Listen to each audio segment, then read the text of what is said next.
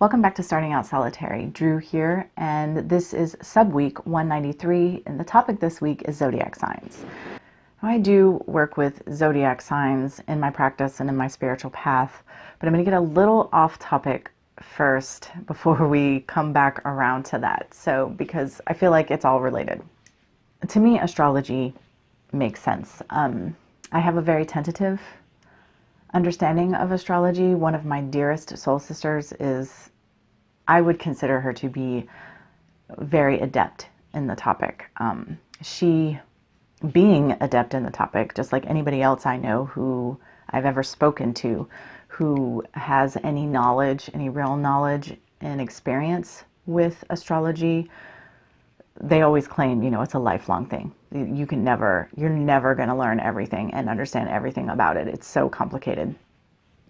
And just from the little bits that she has taught me and the deeper understanding I have come to the topic through the things she has taught me, I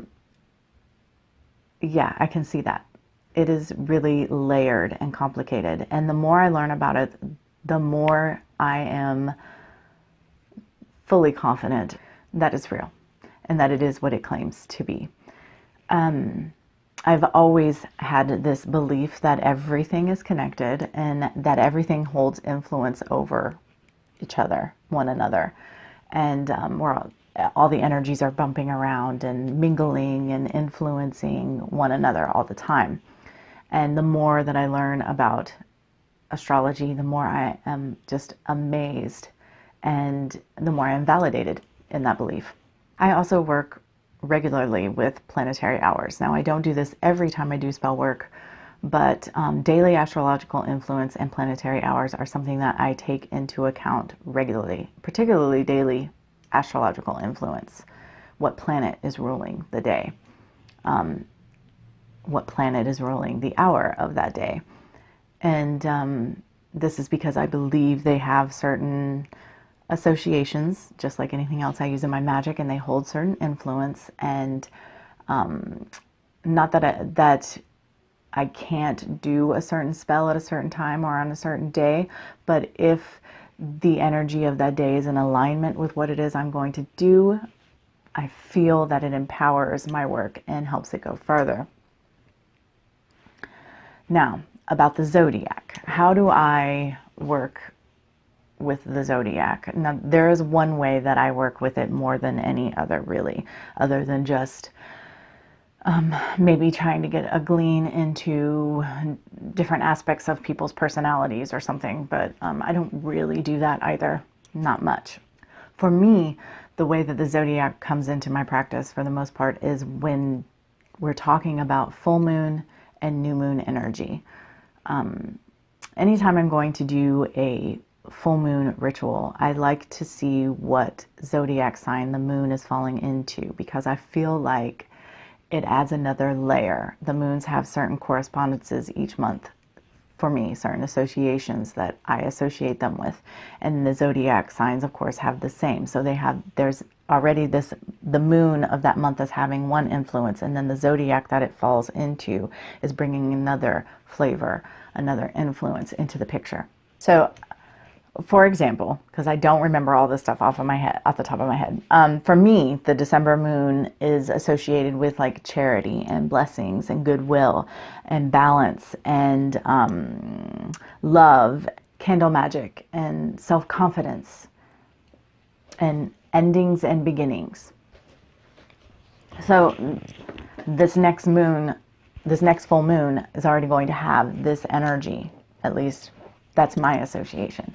But then let's pretend that the moon fell under the zodiac sign, that moon fell under the zodiac sign of Taurus.